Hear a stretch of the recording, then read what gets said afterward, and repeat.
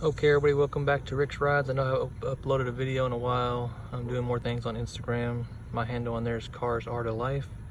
Right now I'm doing a emblem swap on my dad's C4 Corvette, and it's not fun. You gotta do the 2 bolt holes right there, which are not fun to get off. And then it's also double-sided taped on. And I don't have the tools, got loaned to a cousin who never brought them back to get these off the right way. So I literally just soaked it in Goo Gone and then wrapped up this little pry bar and a whole bunch of soft cloths, and then as I was prying out around it, I would leave the cloths in there on each side and just keep putting more in and prying it off till it all came off. Finally got it off. Now I gotta get that residue cleaned up to put on the new one, and I'll let you know how it goes.